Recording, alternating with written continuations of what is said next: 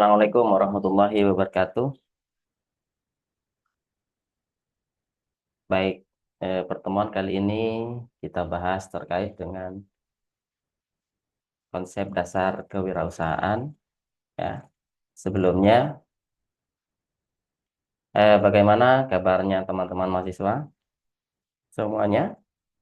Apakah sehat? Dan bagaimana perasaan Anda hari ini? Apakah senang, sedih, atau biasa aja? Semoga keadaan teman-teman mahasiswa semuanya dalam keadaan senang ya. Baik, kita bahas terkait dengan apa itu dasar usaha, ya, di mana nanti penerapannya, ya.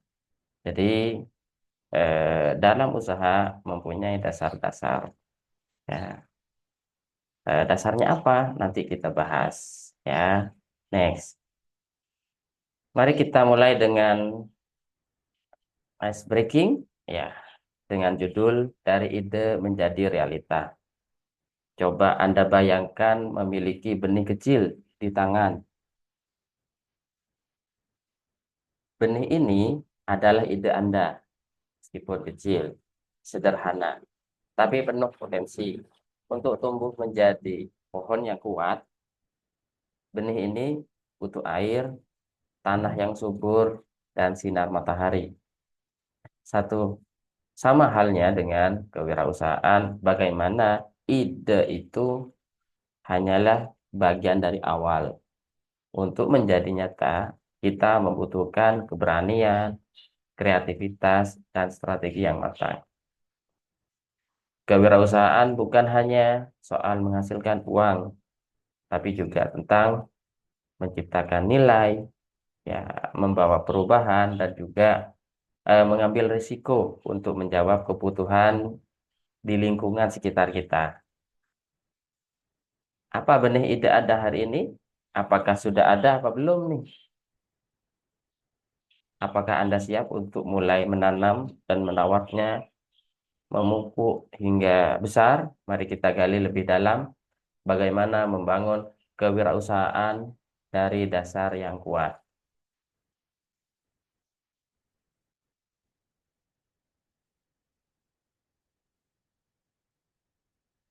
Apa tujuan materi hari ini? Yaitu mahasiswa mampu menjelaskan definisi karakteristik wirausaha, mahasiswa mampu mengidentifikasi, menganalisis peran wirausaha dalam perekonomian. Yang ketiga, mahasiswa mampu membedakan dan mengaplikasikan mentalitas sikap seorang wirausaha. Baik, sebelum kita masuk ke pematerian, mengapa kita harus belajar konsep dasar kewirausahaan? Yaitu merupakan awal dari kita lebih mendalam mempelajari kewirausahaan itu. Jadi kita harus tahu konsep-konsepnya dulu, ya. Wirausaha itu apa? Gitu. Jadi wirausaha menurut KBBI, wira itu pahlawan, sedangkan usaha bagaimana aktivitas menghasilkan eh, suatu produk maupun jasa. Situ. Baik, kita masuk ke definisi dan karakteristik kewirausahaan, di mana salah satu definisi umum bahwasannya kewirausahaan adalah proses mengidentifikasi, mengevaluasi, mengeksplorasi peluang untuk menciptakan produk atau layanan yang bernilai. Wirausaha bertindak sebagai penggerak utama dalam proses ini dengan menggabungkan sumber daya dan mengambil resiko untuk mencapai tujuan. Oleh karena itu, kita harus paham dulu terkait dengan definisi kewirausahaan. Bagaimana kita mengimplementasikan suatu usaha melalui teori definisi apa itu kewirausahaan.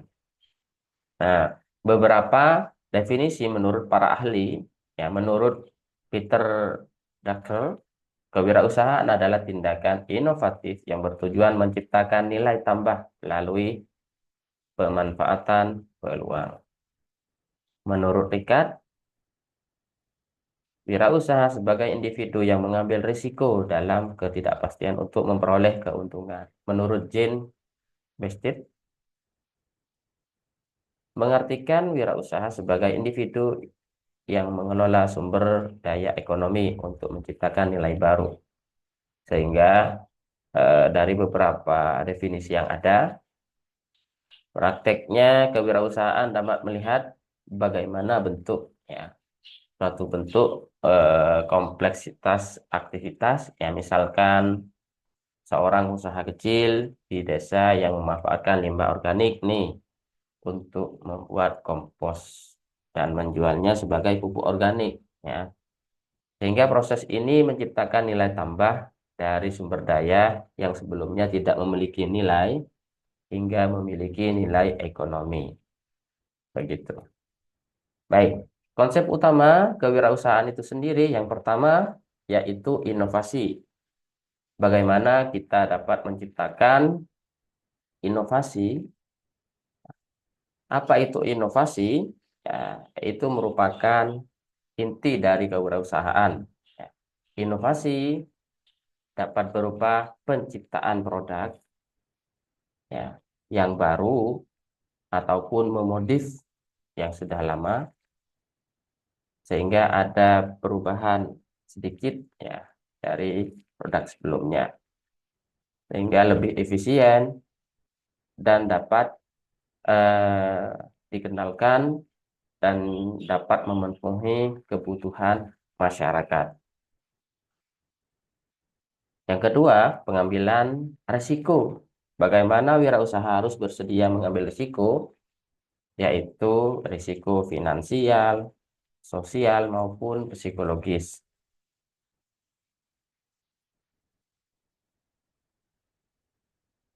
Dan harus memperhitungkan baik ya untuk meminimalkan, memaksimalkan potensi kegagalan. Yang ketiga, identifikasi eksplorasi peluang. Bagaimana mengidentifikasi peluang itu yang ada di lapangan? Ya, bisa dilihat, bisa dianalisis, silahkan. Setelah itu, eksplorasikan peluang itu. Apakah peluang itu baik untuk kita menciptakan satu produk dan memenuhi kebutuhan pasar. Situ. Dan yang D, penciptaan nilai tambah. Bagaimana kita harus mempunyai tujuan menciptakan nilai tambah yang dapat dinikmati oleh pelanggan atau masyarakat sekitar yang nantinya memenuhi kebutuhan mereka. Tuh. Lanjut ke peran wirausaha dalam perekonomian. Ya, salah satu peran usaha sebagai agen perubahan. Bagaimana kita memperkenalkan inovasi, produk maupun jasa, yaitu layanan yang cocok untuk produk di yang ditawarkan untuk meningkatkan efisiensi dan efektivitas itu bagaimana. Tentunya di berbagai sektor dilihat dari produknya yang kita pasarkan. Yang kedua, berperan dalam mendorong perubahan ekonomi regional, di mana kita dapat memanfaatkan sumber daya lokal, kebutuhan lokal, hingga mampu mengembangkan produk yang tidak hanya memiliki daya saing di pasar domestik, tetapi juga bisa di internasional. Di situ dicontohkan misalkan produk Ria dari Jepara, ya, yaitu furnitur ukir kayu yang berhasil menembus pasar global. Ya, di mana mungkin pesaingnya masih minim pada waktu itu dan kontribusinya signifikan terhadap pendapatan daerah. Nah, kita lanjut kepada penerapan konsep kewirausahaan. Yang pertama, inovasi dalam produk dan layanan.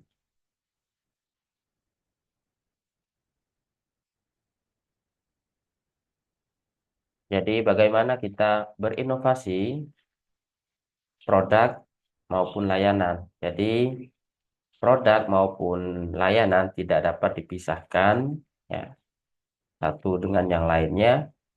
Kita memasarkan sebuah produk, tentunya juga butuh layanan. Bagaimana kita melayani untuk kebutuhan pasar atau pelanggan di sekitar kita.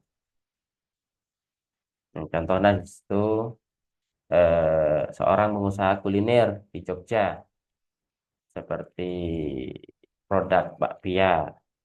Jadi ada beberapa varian bakpia yang lumer yang berbeda dengan bakpia seperti biasanya. Nah, itu bisa menarik perhatian pelanggan. Yang kedua, digitalisasi dalam kewirausahaan. Bagaimana kita meningkatkan penggunaan teknologi secara maksimal sehingga efisien dalam transaksi, eh, komunikasi dan lain sebagainya. Nah, di situ juga ada contohnya pengusaha kerajinan tangan di Bandung, ya, dengan menggunakan Instagram dan marketplace, ya, seperti Tokopedia, ya, platform-platform yang lainnya juga. Yang ketiga, pengelolaan sumber daya lokal. Bagaimana kita memanfaatkan sumber daya lokal di situ dan memang kebutuhan masyarakat sekitar yang menjadi target pasar kita, misalnya jadi kebutuhan lokal dan selera sekitar masyarakat juga sesuaikan di situ. Ya, misalkan di Bali ini memanfaatkan bambu lokal untuk membuat produk ramah lingkungan. Jadi, selain juga kita menciptakan suatu barang yang baru, juga produk itu ramah lingkungan, mudah didapat, juga eh, cocok memang untuk di daerah Bali. Kebanyakan di situ dari bambu, ya, seperti sedotan bambu, furnitur minimalis, dan lain sebagainya, hingga kepada bangunan. Nah, lanjut. Ya, keempat, peningkatan kapasitas SDM. Bagaimana kita selalu meningkatkan kapasitas diri kita sebagai owner misalnya, atau juga kapasitas kita sesuai dengan zamannya, terkait dengan mungkin kita berwirausaha dengan kemampuan kita itu perlu ditingkatkan apanya, ya, seperti kemampuan skillnya, skill dalam memasak misalnya, atau skill dalam apa namanya eh, komunikasi, public speaking, atau skill dalam penggunaan digital dan lain sebagainya di situ. Baik, kita lanjut kepada mentalitas dan sikap seorang wirausaha. Bagaimana mental dan sikap? Ini merupakan dua pilar utama untuk membentuk keberhasilan seorang wirausaha. Ya, bagaimana mental itu dapat mencerminkan cara berpikir produktif, proaktif, inovatif, dan berorientasi pada solusi. Jadi, bagaimana pandangan solusi ke depannya? Sementara sikap wirausaha mencerminkan tindakan nyata yang berdasarkan dengan mental tadi. Ya, mental tadi. Mental baja yang biasa sudah kita kenal. Ya, Jadi mental yang kuat, jatuh lebih inovasi lagi, lebih produktif lagi, bangun lagi, ciptakan lagi produknya. Jadi keduanya memungkinkan seorang wirausaha untuk menghadapi tantangan ke depan. Sehingga dengan tantangan yang ada, itu jadikan peluang dan jangan lupa bagaimana kita nantinya mengelola risiko dengan efektif. Ya, di situ. Baik, kita lanjut ke mentalitas dan sikap wirausaha. Ini tidak muncul begitu saja, ya. Tentu dipengaruhi oleh berbagai faktor. Yang kita kenal yaitu faktor internal dan eksternal. Bagaimana kita melihat faktor internal kita? Ya. Yang pertama yaitu kepribadian. Seberapa optimis kita dengan usaha yang dilakukan dan percaya diri, ya.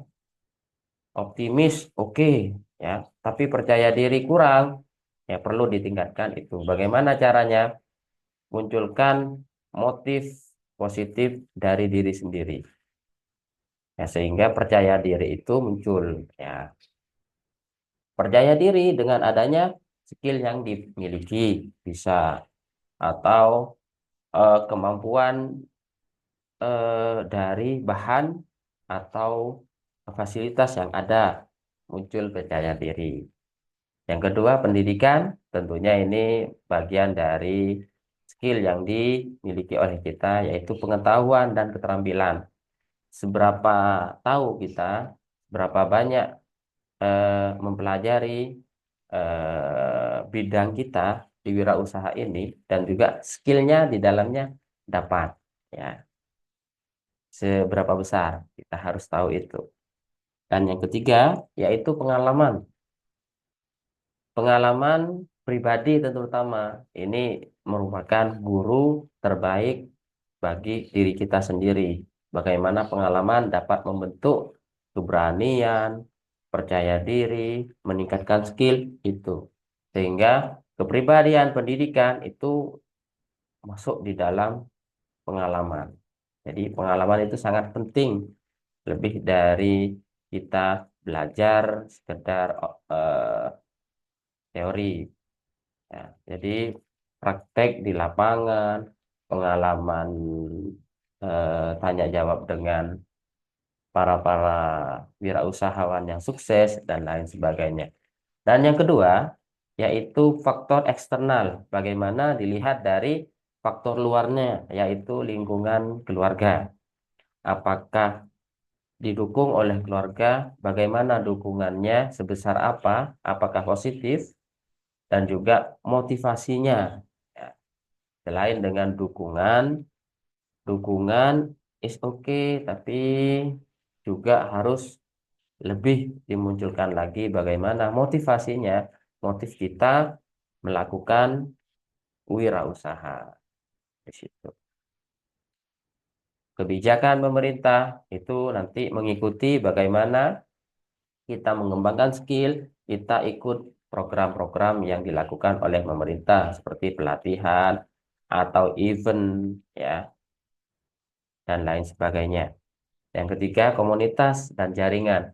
Nah, dengan adanya wirausaha, bahan-bahan yang yang kita dapatkan di usaha itu kita mendapatkan teman baru, jejaring yang baru, dan juga bukan hanya kita di bahan baku, kita juga dengan pelanggan bisa saling sharing, tanya-tanya, cari informasi kan bisa, hingga bisa mengenal lebih dalam dan juga dapat jejaring komunikasi.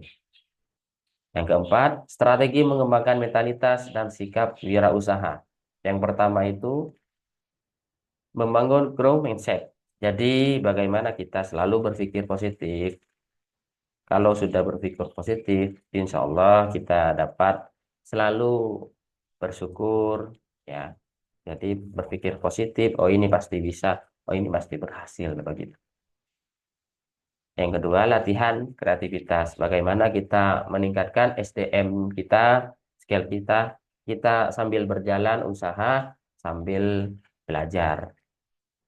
Yang ketiga, Pengelolaan risiko. Pengelolaan risiko itu dilatih biasanya dalam pengambilan keputusan di suatu usaha, di suatu kegiatan, suatu apa pengaturan keuangan dan lain sebagainya. Nah, di situ kita bisa pelajari sambil usaha, kolaborasi dan networking. Jadi juga selain kita memanfaatkan kemampuan kita, juga kita memanfaatkan orang lain, ya, sehingga informasi dari orang lain, komunikasi yang bagus, efektif dengan orang lain, kita dapat membangun jaringan itu, ya, dengan usaha yang ada. Oh gampang nih bahan bakunya, oh gampang nih nanti eh, dari pelanggan menginformasikan dengan calon pelanggan yang lain. Jadi nambah pelanggan kita, ya alhamdulillah, ya begitu. Jadi itu faktor internal dan eksternal. Nah, itu yang dapat saya sampaikan untuk selanjutnya yaitu kuis, ya. Identifikasi wirausahawan di sekitar Anda, ya mahasiswa, apakah sudah dikatakan sukses atau masih belum? Tulis nanti di kolom komentar ya, gitu. Nah, inti dari pemahaman pematerian kali ini, ya, yaitu kewirausahaan merupakan proses identifikasi, evaluasi, eksplorasi. Yang ketiga, konsep utama kewirausahaan, inovasi, pengambilan risiko, identifikasi, eksploitasi peluang, ya, penciptaan nilai tambah. Mentalitas sikap dipengaruhi oleh faktor internal dan eksternal. Begitu.